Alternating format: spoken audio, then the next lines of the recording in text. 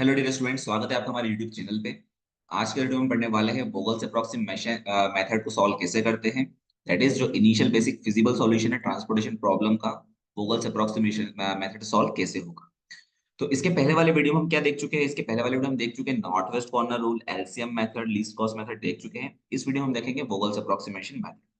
तो देखिए, video start करने के पहले अगर आपने अभी तक हमारा यूट्यूब चैनल सब्सक्राइब नहीं किया है तो चैनल को सब्सक्राइब कीजिए, जिससे आपको आगे आने वाली वीडियो के नोटिफिकेशन मिलते रहेंगे। तो आइए स्टार्ट करते हैं। तो यहाँ पे आपको एक क्वेश्चन देके रखा है कि find the initial basic feasible solution of transportation problem by Vogel's approximation method, और इन शॉर्ट इसको अपन वैम मेथड बोलते हैं ना, वैम मेथड। तो यहाँ पे आपको क्या दिए? फैक्ट्री दिए चार, और साथ में आपको वेयर हाउस दिए चार। तो ये जो फैक्ट्री है ये हो जाएंगे सप्लाई सेंटर, और ये जो वेयर हाउस है ये हो जाएंगे डिमांड सेंटर। अब आपको जो फैक्ट्री है F1, उससे कितना सप्लाई कर सकते हैं हम लोग? 140 यूनिट का सप्लाई कर सकते हैं। F2 से कितना सप्लाई कर सकते हैं? 260 यूनिट का सप्लाई कर सकते हैं। F3 से कितना सप्लाई कर सकते हैं? 360 यूनिट का सप्लाई कर सकते हैं। वैसे ही F4 से अपन 220 का सप्लाई कर सकते हैं। सिमिलरली आपको ware house W1, W2, W3, W4 की डिमांड दी है 200, 320, 250 और 210 यूनिट्स की। अब ये जो बचा हुआ मैट्रिक्स है, रिमेनिंग मैट्रिक्स है, इसमें आपको दिया कॉस्ट। ठीक है, ये कॉस्ट मैट्रिक्स है। तो F1 से W1 पे जब हम एक यूनिट को ट्रांसपोर्ट करेंगे, कुछ ना कुछ कॉस्ट तो लगेगी।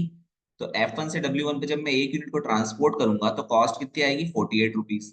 F1 से W2 पे एक यूनिट को ट्रांसपोर्ट करूंगा तो कॉस्ट कितनी आएगी? 60 रुपीज। ठीक है, तो यही आपको पूरा कॉस्ट मैट्रिक्स दे के रखा है जब हम अलग अलग फैक्ट्री से अलग अलग वेयर हाउस पे यूनिट्स को ट्रांसपोर्ट करेंगे। ठीक है, तो सबसे पहले इनिशियल बेसिक फिजिबल सॉल्यूशन को फाइंड करने के पहले आपको चेक करना रहेगा कि प्रॉब्लम हमारी बैलेंस्ड है कि नहीं है। तो वो कैसे चेक करते हैं हम लोग? हम करेंगे टोटल सप्लाई निकालेंगे।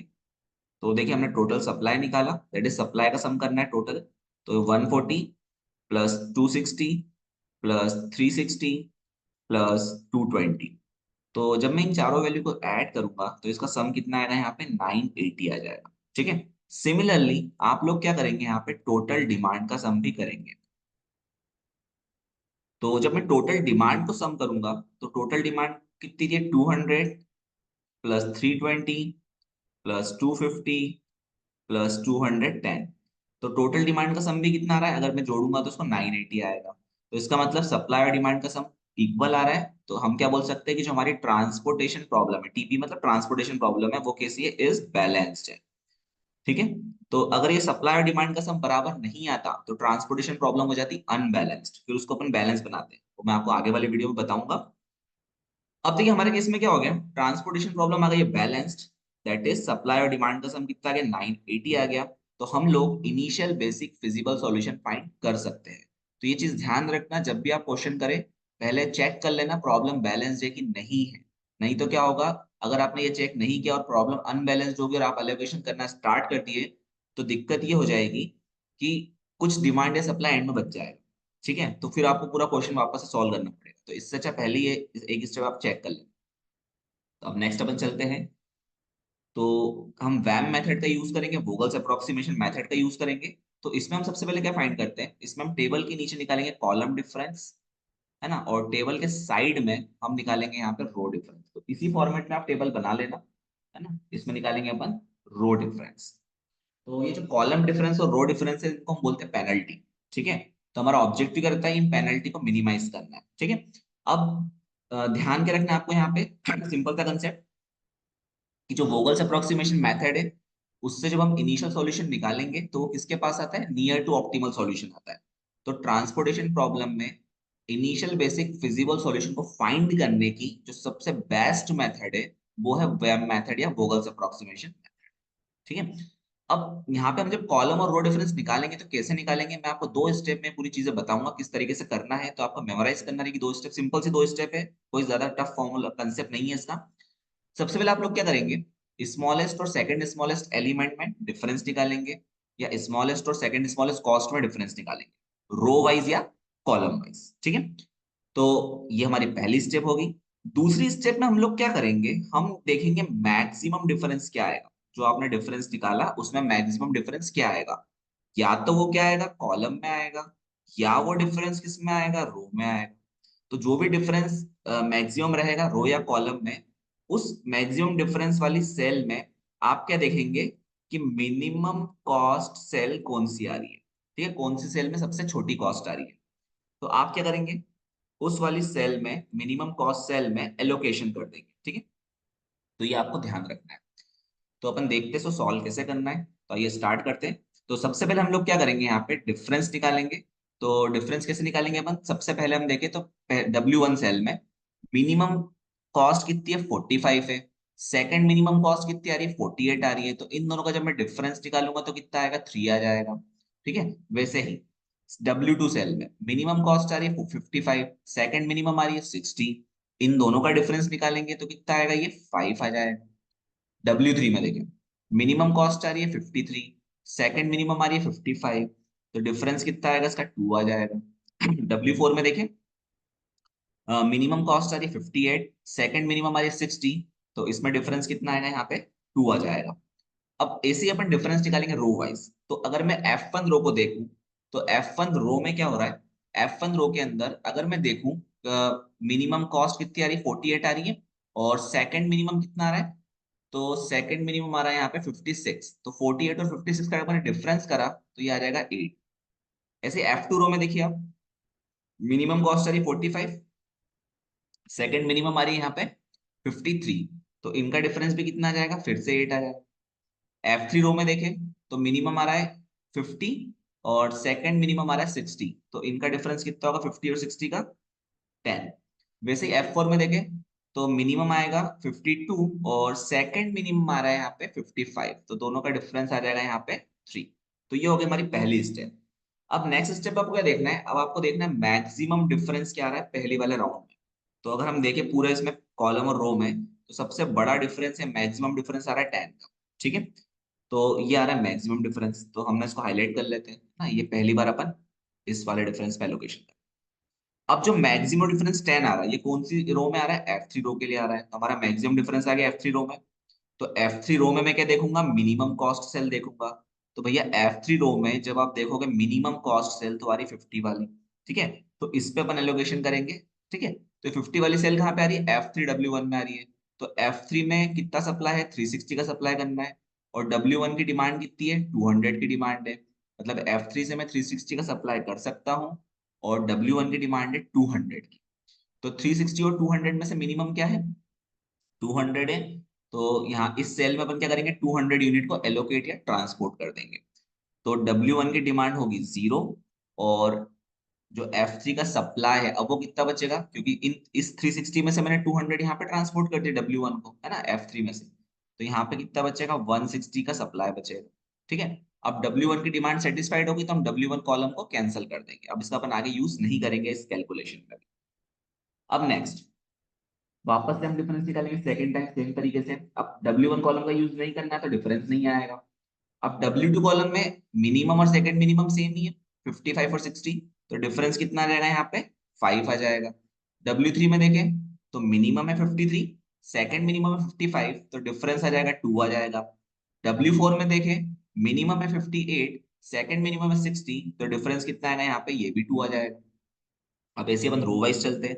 तो ध्यान रखना, जब F1 रो में आप डिफरेंस निकालेंगे तो यहाँ पे मिनिमम एलिमेंट चेंज होगा, क्योंकि जो एलिमेंट जो रो जो कॉलम कट गया है उसको अपने को यूज नहीं करना है।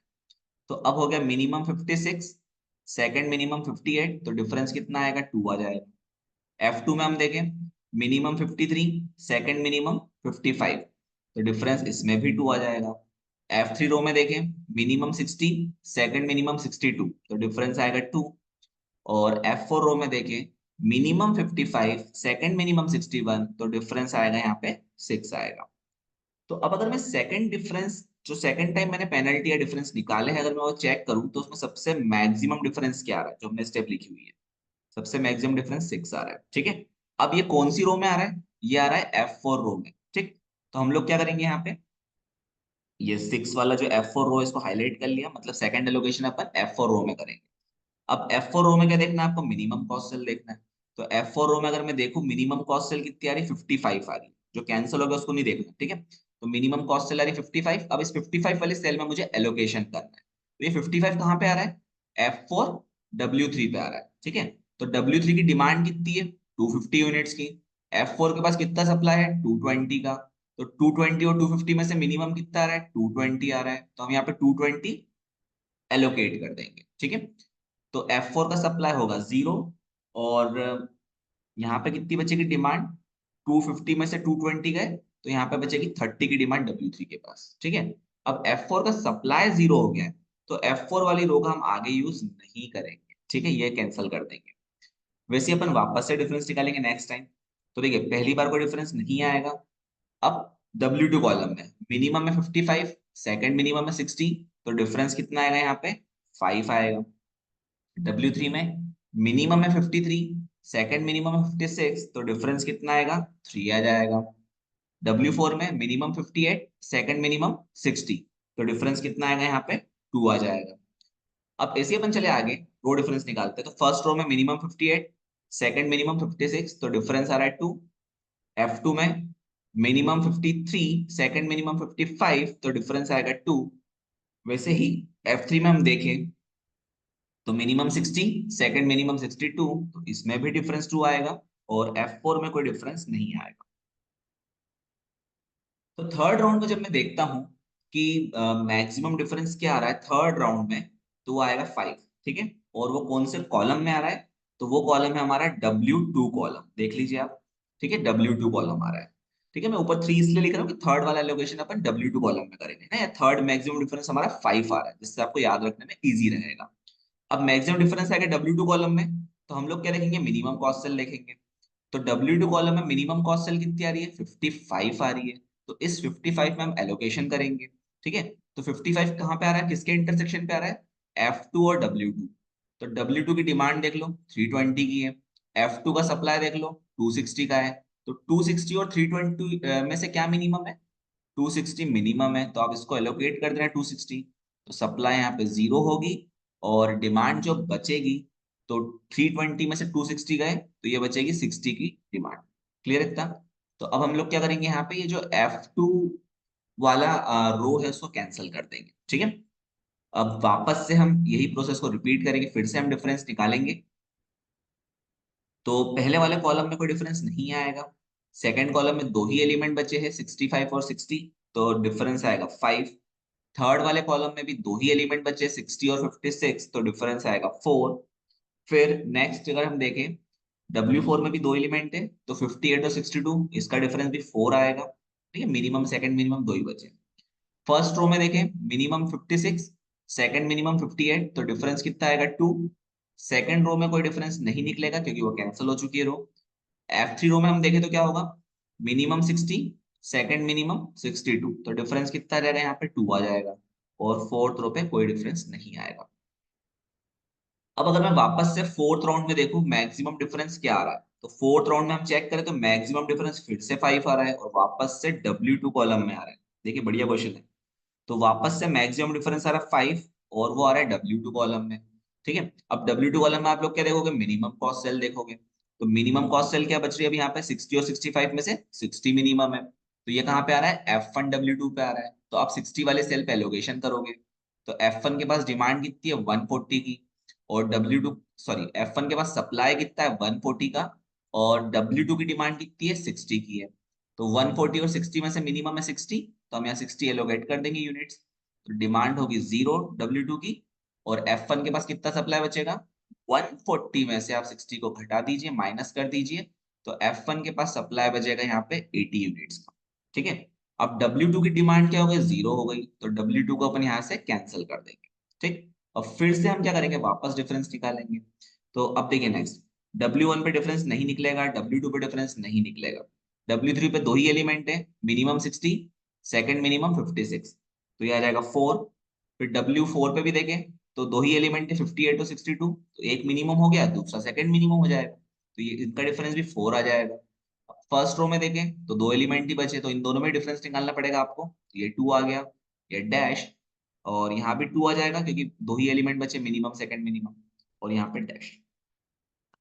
तो अब अगर मैं फिफ्थ राउंड में देखूं, तो फिफ्थ राउंड में क्या हो रहा है यहाँ पे कि जो मैक्सिमम डिफरेंस है 4 हो रहा है, यस, तो यहाँ पे टाई हो गया दोनों के बीच में। अब कंसेप्ट है यहाँ पे बहुत बढ़िया कि अगर मैक्सिमम डिफरेंस में टाई होता है, ठीक है, मैं यहाँ लिख देता हूं तो आपको याद भी रहेगा कि अगर टाई हो जाता है, शॉर्ट में लिख रहा हूँ, आप समझना, सुनना चीजों को। अगर टाई हो जाता है मैक्सिमम डिफरेंस में, तो आप किस डिफरेंस को मानेंगे मैक्सिमम? तो उसके लिए आप क्या करेंगे, जो भी टाई होगा मैक्सिमम डिफरेंस में, या तो रो वाइज होगा या तो कॉलम वाइज होगा। ठीक है, या तो रो वाइज होगा या तो क्या हो जाएगा यहाँ पे, कॉलम वाइज टाई होगा। तो आपको क्या देखना है, उस रो और कॉलम के आप निकालोगे टोटल कॉस्ट। ठीक है, आप निकालना टोटल कॉस्ट, और जिस भी रो या कॉलम में टोटल कॉस्ट क्या रहेगी, मिनिमम रहेगी, उस डिफरेंस को आप मानेंगे मैक्सिमम। अब देखिए कहने का मतलब क्या है, इसको थोड़ा सा अलग रेड कलर ले लेते हैं हम लोग। तो कहने का मतलब क्या है यहाँ पे, कि भैया ये W3 और W4 का डिफरेंस 4 4 आ रहा था, मैक्सिमम था, इनके बीच में टाई हो गया। अब कौन से डिफरेंस को मैं मैक्सिमम मानूं? तो आप क्या करोगे, W3 और W4 की जो कॉस्ट देकर रखी इनको जोड़ लो, जो कैंसिल हो गई उनको नहीं लेना है। ठीक है, तो 56 और 60 बचा है यहाँ पे, और यहाँ पे 58 और 62 बचा है, इनको अपन जोड़ लेते हैं। तो देखिए जोड़ा मैंने, तो यहाँ पे क्या आएगा, टोटल कॉस्ट क्या आ जाएगी W3 वाले की, 56 और 60 को जोड़ा, तो ये आ जाएगा 116। और W4 में 58 और 62 को जोड़ा, तो ये आ जाएगा 120। ठीक है, तो ये आ गई हमारी टोटल कॉस्ट। अब इन दोनों में से मिनिमम टोटल कॉस्ट कौन सी है, तो आप देखिए मिनिमम टोटल कॉस्ट कौन सी सेल में आ रही है, W3 वाले के लिए बात करें, W3 कॉलम में आ रही है। तो जो W3 वाला कॉलम रहेगा उसका जो डिफरेंस आएगा उसको हम लोग क्या मानेंगे, मैक्सिमम डिफरेंस मानेंगे। ठीक है, W4 को नहीं मानेंगे। क्यों नहीं मानेंगे, कारण क्या है, कि जब भी मैक्सिमम डिफरेंस में टाई होगा, तो आप क्या करोगे, जिन भी रो या कॉलम में टाई हो रहा है, उन रो कॉलम की आप टोटल कॉस्ट निकाल लेना। जो भी टोटल कॉस्ट मिनिमम रहेगी, उस रो या कॉलम के करस्पॉन्डिंग जो भी डिफरेंस रहेगा वो रहेगा हमारा मैक्सिमम डिफरेंस। ठीक है, अब इस मैक्सिमम डिफरेंस वाले कॉलम में हम लोग क्या देखेंगे, मिनिमम कॉस्ट सेल देखेंगे। तो यहाँ पे मिनिमम कॉस्ट सेल क्या आ रहा है, 56 और 60 में से 56 आ रहा है, तो यहाँ पे 56 पे अपन यूनिट को एलोकेट कर देंगे। तो भैया 56 आ रहा है F1 W3 के इंटरसेक्शन पे, तो W3 की डिमांड 30 की बची है, और F1 का सप्लाई 80 का बचा है। तो 80 और 30 में से मिनिमम है 30, तो मैंने यहाँ पे 30 यूनिट एलोकेट कर दी। तो क्या होगा, डिमांड होगी 0, और सप्लाई बचेगा यहाँ पे 50 का। ठीक है, अब डिमांड 0 हो गई है, तो W3 वाले को भी हम क्या कर देंगे, कैंसिल कर देंगे, है ना, W3 कॉलम को भी कैंसिल कर देंगे। अब ध्यान से देखिए, अब W1 में कोई डिफरेंस नहीं निकलेगा, W2 में भी कोई डिफरेंस नहीं निकलेगा, कैंसिल हो गया है। W3 में भी कोई डिफरेंस नहीं निकलेगा, W4 में केवल 2 एलिमेंट बचे, तो यहाँ डिफरेंस निकलेगा। ठीक है, अब F1 रो में हम देखें तो F1 रो में एक ही एलिमेंट बचा है 58, डिफरेंस के लिए 2 एलिमेंट चाहिए, तो डिफरेंस नहीं निकलेगा। F2 रो में डिफरेंस नहीं निकलेगा, कैंसिल हो चुकी है। F3 रो में भी केवल एक ही एलिमेंट बचा है, तो यहाँ भी डिफरेंस नहीं निकल सकता, डिफरेंस के लिए 2 एलिमेंट चाहिए। F4 में भी कोई डिफरेंस नहीं निकलेगा, तो जो डिफरेंस है वो केवल W4 में निकलेगा, है ना, केवल एक कॉलम ही बच रहा है यहाँ पे। तो आप क्या करोगे, अब यहाँ पे डायरेक्ट एलोकेशन कर दो। तो 2 एलिमेंट है 58 और 62, तो 58 पे आप डायरेक्ट एलोकेशन कर दो यहाँ पे। हाँ, तो जब भी ध्यान रखना है कि एक कॉलम या एक रो बचेगा एंड में, तो आप डायरेक्ट एलोकेशन कर सकते हो। तो अब 58 मिनिमम है इन दोनों में से, तो ये आ रहा है F1 W4 के इंटरसेक्शन पे। तो W4 में डिमांड है 210 की, और F1 का सप्लाई कितने का है, 50 का है। तो 50 और 210 में से मिनिमम कितना आ रहा है, 50, तो मैंने 50 एलोकेट कर दिया यहाँ पे। तो ये सप्लाई हो गई 0, और डिमांड बचेगी यहाँ पे 160 की। ठीक है, अब अपना F1 को कैंसिल कर दो, अब लास्ट बचा 62, आ रहा है F3 और W4 के इंटरसेक्शन पे। तो F3 पे सप्लाई है 160 का, W4 पे डिमांड है 160 की, तो कितना एलोकेट कर देंगे, 160 एलोकेट कर देंगे, सप्लाई 0, डिमांड भी 0। अब देखिए सारी सप्लाई डिमांड क्या हो गई, यहाँ पे कैंसिल आउट हो गई। क्यों हो गई, क्योंकि हमारी प्रॉब्लम थी बैलेंस्ड। ठीक है, अब हमें क्या करना रहेगा नेक्स्ट, यहाँ पे नेक्स्ट हम लोग फाइंड करेंगे यहाँ पे टोटल कॉस्ट। तो देखिए टोटल कॉस्ट फाइंड करने के लिए हमें यहाँ पे क्या करना रहेगा, ये जो एलोकेशन हमने करे, यूनिट हमने जो ट्रांसपोर्ट करी है, उसका मल्टीप्लाई करेंगे अपन per unit cost, per unit cost में, यस। तो अब कैसे करेंगे मल्टीप्लाई, मैं यही बता देता हूँ आपको फटाफट। तो बहुत इजी तरीका है टोटल कॉस्ट फाइंड करने का। तो देखिए टोटल कॉस्ट निकालना है वैम मेथड से। तो हम लोगों ने क्या करा है यहाँ पे, सबसे पहले कि देखिए F1 से W2 पे हमने 60 यूनिट ट्रांसपोर्ट करी, जो मैंने ग्रीन कलर से लिखा है, और एक यूनिट को ट्रांसपोर्ट करने की कॉस्ट 60 रुपीज थी। तो जब मैं 60 यूनिट ट्रांसपोर्ट करूंगा तो कॉस्ट कितनी होगी, 60 × 60। ठीक है, वैसे ही F1 से W3 पे मैंने एक यूनिट को ट्रांसपोर्ट करने की कॉस्ट 56 है, और हम 30 यूनिट ट्रांसपोर्ट कर रहे हैं, तो जो ग्रीन कलर में वो अपन यूनिट ट्रांसपोर्ट या शिप कर रहे हैं। तो हम क्या करेंगे, जब मैं 30 यूनिट ट्रांसपोर्ट करूंगा तो कितनी कॉस्ट होगी, 56 इंटू 30। ऐसे अपन पूरा बना लेते हैं। नेक्स्ट क्या होगा, 58 इंटू 15। फिर नेक्स्ट हो जाएगा यहाँ पे सेकेंड रो में 55 इंटू 260। फिर थर्ड रो में होगा plus 50 into 200, then plus 62 into 160, 62 into 160। फिर नेक्स्ट होगा 55 इंटू 220। तो जब मैं टोटल कॉस्ट निकालने जाऊंगा यहाँ पे तो देखिए 60 इंटू 60 कितना हो जाएगा, 6 6 36, तो ये हो जाएगा 3600। फिर 56 इंटू जब मैं 30 करूंगा तो ये होगा 1680। और 58 इंटू जब मैं 50 करूंगा थर्ड बार तो ये होगा 2900। और फिर जब मैं 55 इंटू 260 करूंगा तो ये हो जाएगा 14,000। और ये होगा 300। फिर प्लस, फिर जब मैं 50 इंटू 200 करूंगा तो ये हो जाएगा 10,000। नेक्स्ट जब मैं 62 इंटू 160 करूंगा तो ये हो जाएगा 9,920। और लास्ट है जब मैं 55 इंटू 220 करूंगा तो ये हो जाएगा 12,100। तो जब आप इसको जोड़ देंगे, ऐड कर देंगे सारी कॉस्ट को, तो ये आएगा कुछ 54,500। तो ये आ जाएगी हमारी इनिशियल ट्रांसपोर्टेशन कॉस्ट। ठीक है, अब ये मिनिमम है कि नहीं है, ये ऑप्टिमल है कि नहीं है, इसके लिए आपको इस पे मोदी मेथड अप्लाई करना पड़ती है। ठीक है, तो अपन अगले वीडियोस में देखेंगे। तो अगर ये वीडियो आपको समझ में आया होगा तो इसको देखिए, और अगर समझ में आया होगा तो चैनल को लाइक जरूर कीजिए, सब्सक्राइब जरूर कीजिए। और आपके जो भी डाउट है आप कमेंट सेक्शन में पूछ सकते हैं। वीडियो के डिस्क्रिप्शन में मैंने इसकी प्लेलिस्ट भी डाली है, पुराने वीडियोस की भी और नए वीडियोस की भी। ठीक है, तो आप चैनल को सब्सक्राइब कीजिए, नोटिफिकेशन बेल को ऑन कीजिए, तो जो भी हमारे नए वीडियोस रहेंगे उसके नोटिफिकेशन आपको मिलते रहेंगे।